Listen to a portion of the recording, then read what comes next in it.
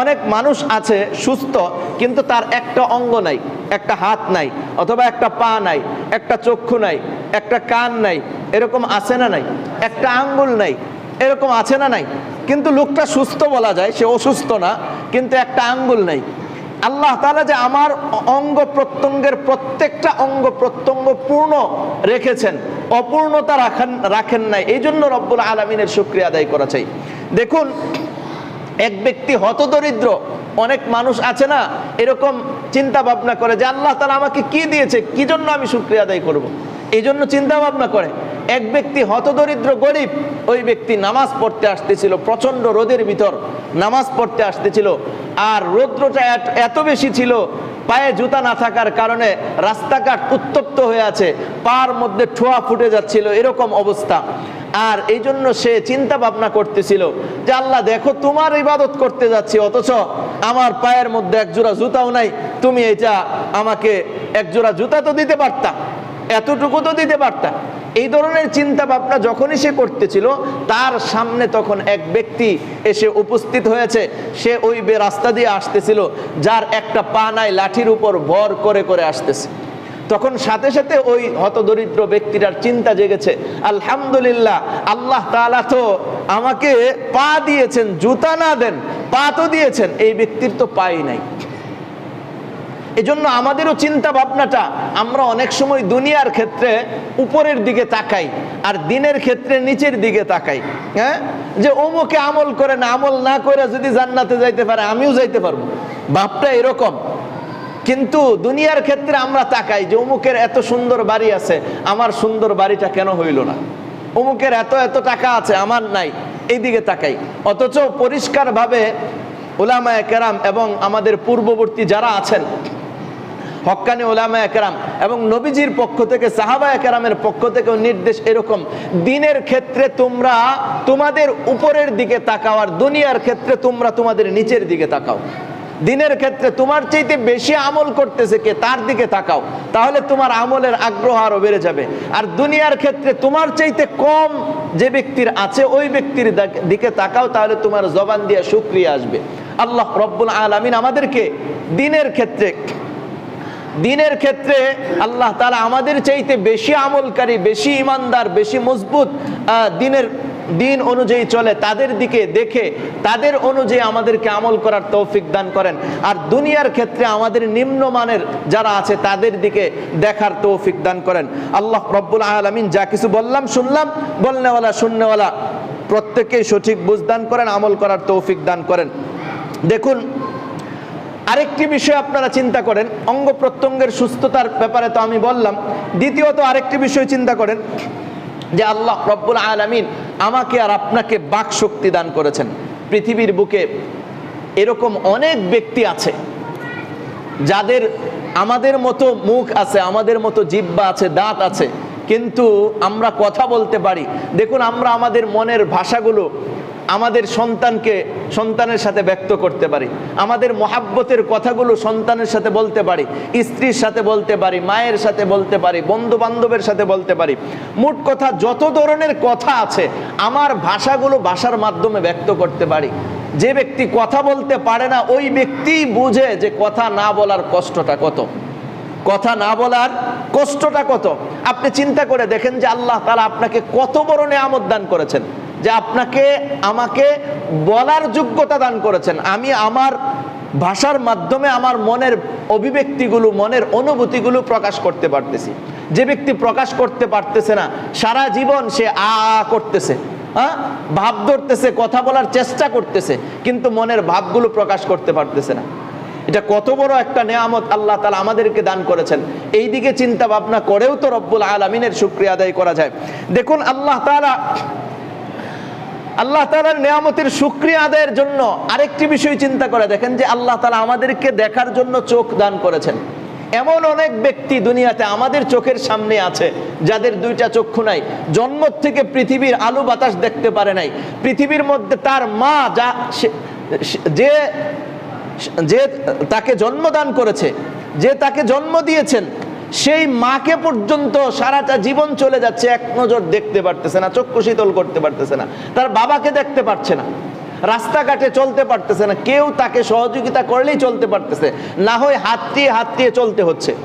এই যে একটা কষ্ট, আল্লাহ তাআলা তো এই কষ্ট আমাকে আর আপনাকে দান করেন নাই, এই কষ্টের মধ্যে আমাকে ফেলেন নাই। তো এই জন্য আল্লাহ তাআলা যে আমাকে চক্ষু দান করেছেন, এই জন্য রব্বুল আলামিনের শুকরিয়া আদায় করা চাই বেশির থেকে বেশি। একটা ব্যক্তির এরকম আছে যে আমরা যে আমাদের চোখের পাপড়িটা আছে, চোখের উপরে যে পাতাটা আছে, এই পাতাটা কত বড় নিয়ামত। যার একটা পাতা যদি আজকে অ্যাক্সিডেন্টে কোনো কারণবশত যদি একটা পাতা আপনার কেটে যায়, পড়ে যায়, অথচ চক্ষু পরিপূর্ণ সুস্থ, চক্ষু সুস্থ আছে, কিন্তু এখন অবস্থা কি হবে? ধুলাবালি যা কিছু আছে সব আমার চোখের ভিতরে পড়বে। ডাক্তার কি পরামর্শ দিবে? যে প্রতিনিয়ত আপনাকে একটু পর পর পানি দিয়ে ধৌত করতে হবে। অথচ আল্লাহ তাআলা স্বয়ংক্রিয়ভাবে চোখের পাতার ভিতরে এক জাতীয় পানি দিয়ে রেখেছেন। একটু পর পর আমরা তো ভাবি যে আমি চক্ষু বন্ধ করতেছি আর খুলতেছি, এটা তো সাধারণ একটা বিষয় না, এটা কোনো সাধারণ বিষয় নয়। প্রত্যেকবার চোখ বন্ধ করার খোলার মাঝে আল্লাহ তাআলা আপনার চক্ষুকে স্বয়ংক্রিয়ভাবে পরিষ্কার করছেন। একটু চিন্তা ভাবনা করেছি কখনো? আমরা তো অনেক সময় চিন্তা করি যে এই চোখের উপরের যে চুলগুলি আছে, পাপড়িগুলি আছে, এগুলো হয়তো সৌন্দর্যের কারণে না। এই পাপড়িগুলো যদি না থাকতো তাহলে আপনি সরাসরি দেখতে পারতেন না। ভালো করে বুঝেন, এই পাপড়িরও একটা ছায়া আছে, এই চুলের একটা ছায়া আছে। আপনি আপনার চোখ খোলা অবস্থায় কেউ যদি সরাসরি চোখের মধ্যে লাইট ধরে তাহলে আপনি দেখতে পাবেন না, দেখতে পাবেন না। তো আপনার এই চোখের পাপড়িগুলোর মাধ্যমে আল্লাহ রব্বুল আলামিন আপনাকে ভালো করে দেখার একটা ব্যবস্থা করে দিয়েছেন। কেন? যে আপনার সূর্যের আলো, চন্দ্রের আলো, দিনের যে আলো আছে, লাইটের যে আলো আছে, এই আলোর যখন পড়তেছে এটার একটা ছায়া আপনার চোখের উপর পড়তেছে, বিধায় আপনি পরিষ্কার পরিচ্ছন্নভাবে দেখতে পারতেছেন। এই যে আল্লাহ তাআলা আমার আর আপনার জন্য চোখের মাধ্যমে এত বড় নিয়ামত দান করেছেন, যার চক্ষু নাই, যার চোখের পাপড়ি নাই, অথবা যার চোখের পাতা নাই, সেই বুঝে এটার কষ্ট কতটুকু। এজন্য রব্বুল আলামিনের শুকরিয়া আদায় করা চাই। আল্লাহ তাআলা আমাদেরকে বেশির থেকে বেশি শুকরিয়া আদায় করার তৌফিক দান করেন। দেখুন, আল্লাহ তাআলা আমাদেরকে শ্রবণ শক্তি দান করেছেন, কানের শোনার যে একটা শক্তি, শ্রবণ শক্তি, এটা দান করেছেন। পৃথিবীর বুকে অনেক মানুষ আছে যারা দুই কানে শ্রবণ করতে পারে না। আর ভালোভাবে বুঝেন, যে ব্যক্তি জন্ম থেকে শুনে না, এই ব্যক্তি কথাও বলতে পারে না। কারণ কি? কারণ হলো যে তার না শোনার কারণে তার দেমাগের ভিতরে আমরা যে সমস্ত শব্দগুলো বলি, এগুলো শব্দগুলো তার দেমাগের ভিতরে নাই। আমরা যে সমস্ত শব্দ উচ্চারণ করি, একটা বাচ্চার সামনে আপনি যতগুলো কথা বলবেন তার দেমাগের ভিতরে এই কথাগুলো আস্তে আস্তে আস্তে আস্তে বসতে থাকে। বসে যখন মজবুতভাবে বসে এবং যখন তার একটা বয়স হয়, তখন তার দেমাগে ওই বসাগুলো কথাগুলো তার জবান দিয়ে বের হয়। দেখুন, আমি যে সমস্ত কথা শুনি নাই, এই সমস্ত কথা আমি কিন্তু বলতে পারতাম না যদি আমার দেমাগের ভিতরে সেটা না বসতো। তো ঠিক তদ্রূপ এই যে কথাগুলো যে শুনতে পারতেছে, শোনার কারণে তার কথাগুলো দেমাগের ভিতরে আছে, ওই কথাগুলো সে ভাষার মাধ্যমে ব্যক্ত করতে পারতেছে। দেখবেন অধিকাংশ মানুষ যারা শুনে না, এরা কথা বলতেও পারে না, অধিকাংশ মানুষ জন্ম থেকে। এজন্য আল্লাহ তাআলা আমাকে যে একটা সুস্থ সবল কান দান করেছেন, অর্থাৎ শ্রবণ শক্তি দান করেছেন, এই জন্য রব্বুল আলামিনের শুকরিয়া আদায় করা চাই। আমরা যে খাবার খাই, প্রতিনিয়ত খাবার খাচ্ছি, হজম যে শক্তিটা আছে, এরকম অনেক ব্যক্তির সংবাদ আমি পেয়েছি, যা খায় তাই বের হয়ে যায়, হজম হয় না, খাবার খেতে পারে না। এই আল্লাহ তাআলা যে আমাকে এত সুন্দর এত খাবার খাচ্ছি, এগুলো যে পেটের ভিতরে যে হজম হচ্ছে, এটা কত বড় নিয়ামত। আল্লাহ তাআলা এই নিয়ামতের শুকরিয়া আদায় করে শেষ করা যাবে না। এরকম প্রত্যেকটা বিষয় নিয়ে যদি একটু চিন্তা করা যায়, তাহলে নিয়ামতের শুকরিয়া আদায় করে শেষ করা যাবে না। দেখুন, আমরা যে প্রতিনিয়ত শ্বাস প্রশ্বাস নেই আর ছাড়ি, কতবার নিচ্ছি আর ছাড়ছি, কেউ কোনোদিন গুনে দেখেছি? এই নিয়ামতের শুকরিয়া আদায় আমি তখনই করতে সক্ষম হব যদি কোনো শ্বাসকষ্টের রোগীর সামনে আমি থাকি। আমার মাদ্রাসায় দুই একটা ছেলে আছে, মাঝে মধ্যে এরকম হয়, এতটা আমি ভয় পেয়ে যাই যখন শ্বাসকষ্ট উঠে, মনে হয় এখানেই মারা যাচ্ছে। তাড়াতাড়ি ডাক্তারের শরণাপন্ন করতে হয়। এরপরে ডাক্তার তাদের মেশিনের মাধ্যমে যখন গ্যাস দেয়, তখন যে স্বাভাবিক শ্বাস প্রশ্বাস আসে। অন্যথায় দেখা যায় অর্ধেক শ্বাস ছাড়তে পারতেছে আর অর্ধেক ভিতরেই থেকে যাচ্ছে। আমি যে সুস্থ সবলভাবে আমার শ্বাস ছাড়তে পারছি এবং নিতে পারছি, এটাই তো অনেক বড় নিয়ামত। এই সমস্ত বিষয় নিয়েও চিন্তা ফিকির করে রব্বুল আলামিনের শুকরিয়া আদায় করা চাই। এগুলো শারীরিকভাবে প্রত্যেকটা অঙ্গ প্রত্যঙ্গ নিয়ে চিন্তা ফিকির করলেই রব্বুল আলামিনের শুকরিয়া আদায় হবে। আমাকে আল্লাহ ধনী বানিয়েছেন না গরিব বানিয়েছেন এই ব্যাপারে তো চিন্তা করারই সুযোগ থাকবে না। রব্বুল আলামিন বলেছেন ওয়াফি আনফুসিকুম, তুমি তোমার নিজেকে নিয়ে চিন্তা ভাবনা করো, তাহলে তুমি আমার পরিচয় পেয়ে যাবে। আল্লাহ তাআলার শুকরিয়া আদায় করতে আমরা সক্ষম হব। আল্লাহ রব্বুল আলামিন আমাদেরকে তৌফিক দান করেন। মাছ যদি পানির মধ্যে থাকে, মাছ পানির মধ্যে আছে, পুকুরে আছে, নদীতে আছে, খাল বিলে আছে, পানির মধ্যে যখন মাছ থাকে, মাছের এমন কোনো দিক কি আছে যেই দিকে পানি নাই? বলেন, এমন কোনো দিক নাই যেই দিকে পানি নাই। অর্থাৎ মাছের সর্বদিকেই পানি আছে, যতগুলো দিক হতে পারে সব দিকেই পানি আছে। ঠিক তদ্রূপ আমরা যে দুনিয়াতে বসবাস করছি, আল্লাহ রব্বুল আলামিনের নিয়ামত রাজি সর্বদিক থেকে আমাদেরকে বেষ্টন করে রেখেছে। সর্বদিকে আমরা আল্লাহ তাআলার নিয়ামত রাজিতে রয়েছি। দেখুন, আল্লাহ রব্বুল আলামিন যে সমস্ত নিয়ামত আমাদেরকে দান করেছেন, এর মধ্য থেকে সবচাইতে বড় শ্রেষ্ঠতম একটি নিয়ামত হলো আল্লাহ রব্বুল আলামিন আমাদেরকে সৃষ্টির সেরা হিসাবে অস্তিত্ব দান করেছেন। সমস্ত মাখলুকাতের মধ্যে আমরা সেরা। আল্লাহ তাআলা মানুষকে আশরাফুল মাখলুকাত তথা সমস্ত মাখলুকাতের মধ্যে সবচাইতে শ্রেষ্ঠ হিসাবে আল্লাহ তাআলা আমাদেরকে অস্তিত্বে এনেছেন। বলেন তো, আল্লাহ তাআলা যদি আমাকে মানুষ না বানায়া অন্য কোনো প্রাণী বানাইতেন, আমাদের কি কারো কোনো কিছু করার ছিল? কিচ্ছু করার ছিল না। কিন্তু আল্লাহ তাআলা আমাদেরকে বনে জঙ্গলের কোনো প্রাণী না বানিয়ে আমাকে আর আপনাকে মানুষ হিসাবে অস্তিত্বে এনেছেন। এটা আল্লাহ রব্বুল আলামিনের নিয়ামত সমূহের মধ্যে থেকে অন্যতম বড় একটি নিয়ামত, যে মানুষ হিসাবে আমি আর আপনি দুনিয়াতে পা রেখেছি। আল্লাহ তাআলা চারটি কসম খেয়েছেন, ওয়াতিন ওয়াজাইতুন ওয়াতুর সিনিন ওয়াহাদাল বালাদিল আমিন। 3 ফলের কসম, জাইতুন ফলের কসম, তুরে সিনিনের কসম অর্থাৎ সিনাই পর্বতের কসম, ওয়াহাদাল বালাদিল আমিন তথা মক্কা নগরীর কসম। 4টি কসমকে আল্লাহ তাআলা পরবর্তী আয়াতে বলেন, লাকাদ খালাকনাল ইনসানা ফি আহসানি তাকওয়িম, আমি মানুষকে সর্ব উত্তম আকৃতিতে সৃষ্টি করেছি। মানুষকে আল্লাহ রব্বুল আলামিন যে আকৃতি দান করেছেন, এইটাই শ্রেষ্ঠ আকৃতি। চাই আমি কালো হই, চাই সাদা হই, চাই সুন্দর হই, চাই আমি অসুন্দর হই না কেন, আমাকে যে আল্লাহ রব্বুল আলামিন আকৃতি দান করেছেন, এটা সমস্ত মাখলুকাতের মধ্যে সর্বশ্রেষ্ঠ আকৃতি আল্লাহ রব্বুল আলামিন জানাচ্ছেন। দেখুন, আল্লাহ রব্বুল আলামিন আমাকে আর আপনাকে যে সমস্ত নিয়ামত দান করেছেন, এই সমস্ত নিয়ামতের মধ্যে তো আল্লাহ তাআলা আমাকে আর আপনাকে আকৃতির দিক থেকে শ্রেষ্ঠত্ব দান করেছেন। অন্যত্র আল্লাহ তাআলা বলেন, ওয়ালাকাদ কাররামনা বানি আদম, আমি বনি আদমকে, আদম সন্তানকে, মানুষকে, ইনসানকে সমস্ত মাখলুকাতের মাঝে সর্বোচ্চ মর্যাদাশীল করেছি, সবচাইতে বেশি মর্যাদাশীল করেছি। আল্লাহ রব্বুল আলামিন এই মানুষকে যে মর্যাদাশীল করেছেন, সম্মানিত করেছেন, মানুষকে যে সমস্ত নিয়ামত দান করেছেন, এর মধ্য থেকে একটি নিয়ামত আপনি খেয়াল করেন। আল্লাহ তাআলা বলেন আস-সূরাতুল হাসানা, সর্বোত্তম আকৃতিতে আল্লাহ রব্বুল আলামিন মানুষকে অস্তিত্বে এনেছেন। দ্বিতীয়ত আল্লাহ রব্বুল আলামিন বলেন যে খালাকাহু বিয়াদাইহি, আল্লাহ তাআলা মানুষকে তার কুদরতি হাত দ্বারা সৃষ্টি করেছেন। দেখুন, আল্লাহ রব্বুল আলামিন অন্য অন্য যে সমস্ত মাখলুক সৃষ্টি করেছেন, সমস্ত মাখলুকাতের ব্যাপারে আল্লাহ তাআলা কোরআনুল কারিমে বর্ণনা করেছেন যে এইগুলো হুকুম দ্বারা, নির্দেশ দ্বারা আল্লাহ তাআলা সৃষ্টি করেছেন। দেখুন, আল্লাহ তাআলা কোরআনুল কারিমে বলেছেন কুন ফায়াকুন, কোনো কিছু সৃষ্টি করার ইচ্ছা করেছেন তো আল্লাহ তাআলা বলেছেন হয়ে যাও, সাথে সাথে সেটা অস্তিত্বে চলে এসেছে।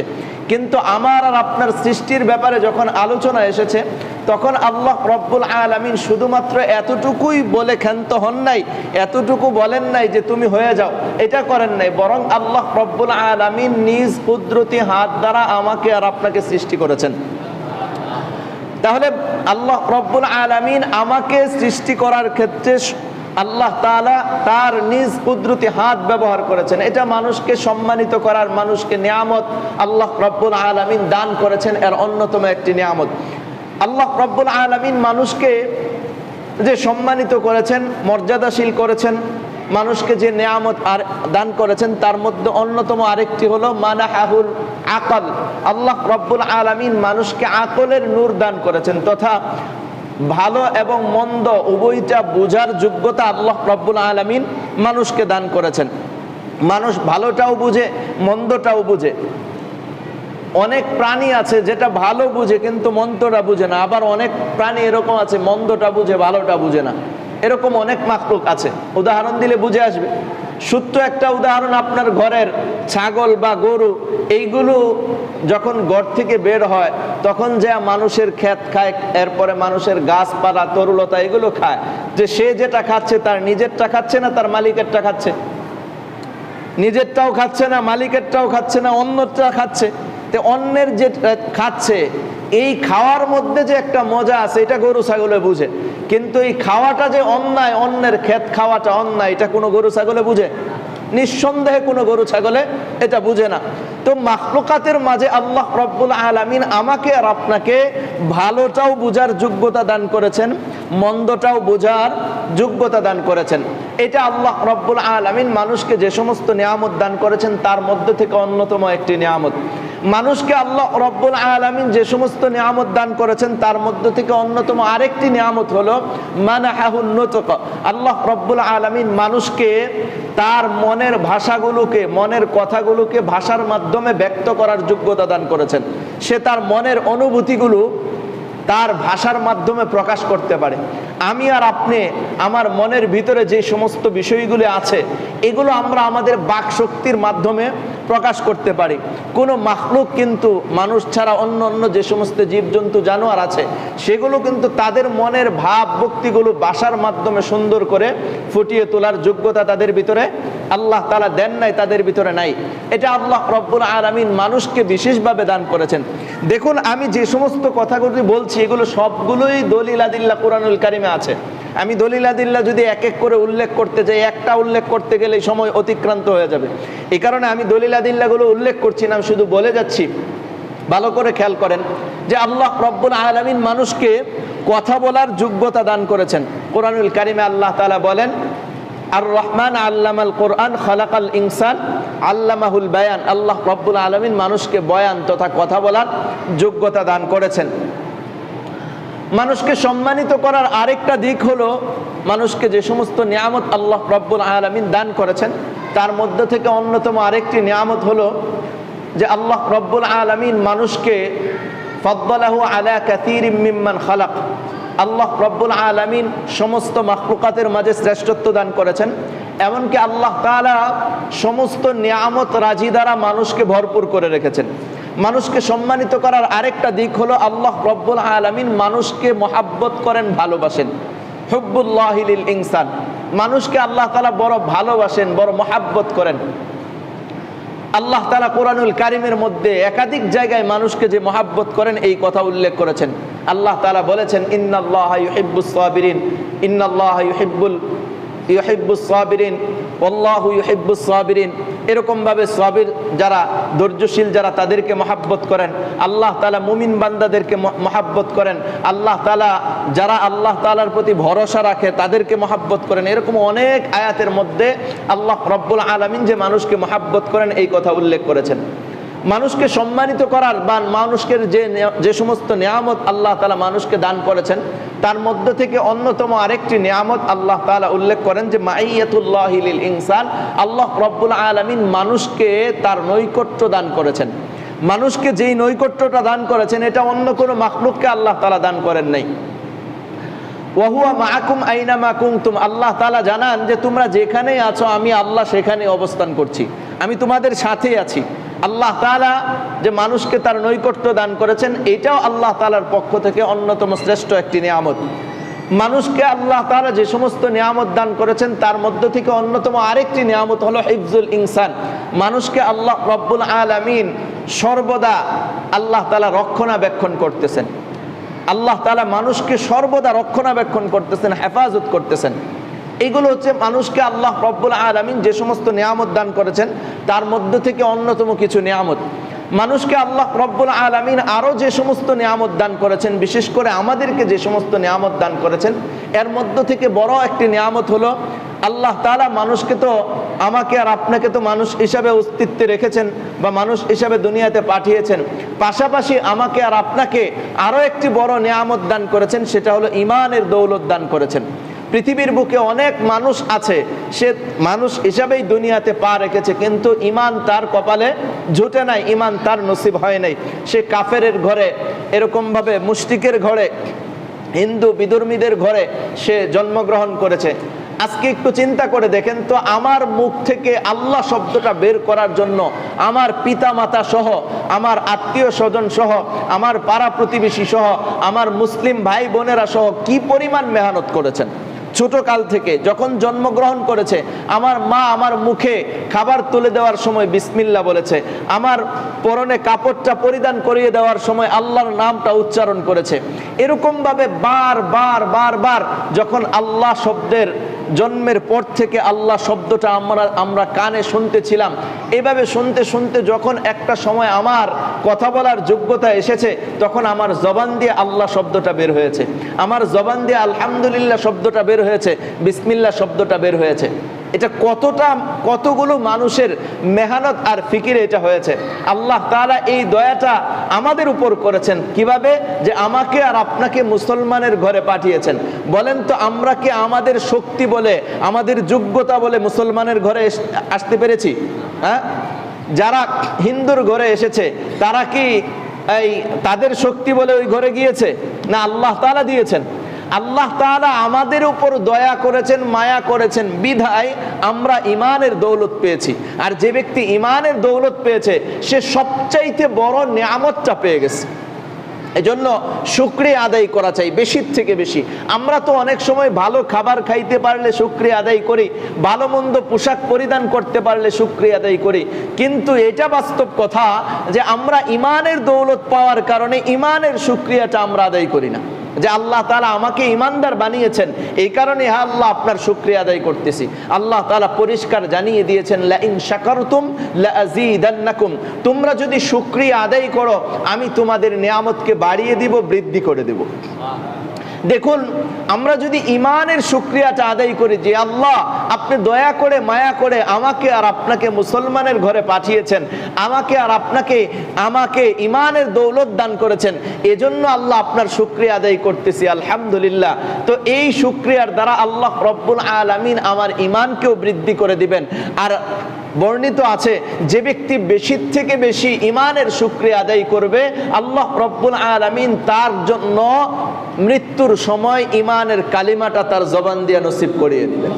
আর ঈমানের কালিমা যে ব্যক্তি মৃত্যুর সময় নসিব হবে, যার নসিব হবে, যে ব্যক্তি কালিমা পড়তে পড়তে মৃত্যুবরণ করবে, হাদিস শরীফে পরিষ্কার এসেছে, মান কানা আখিরু কালামিহি লা ইলাহা ইল্লাল্লাহ দাখালাল জান্নাহ, যে ব্যক্তির শেষ কথা হবে লা ইলাহা ইল্লাল্লাহ, সে জান্নাতে প্রবেশ করবে।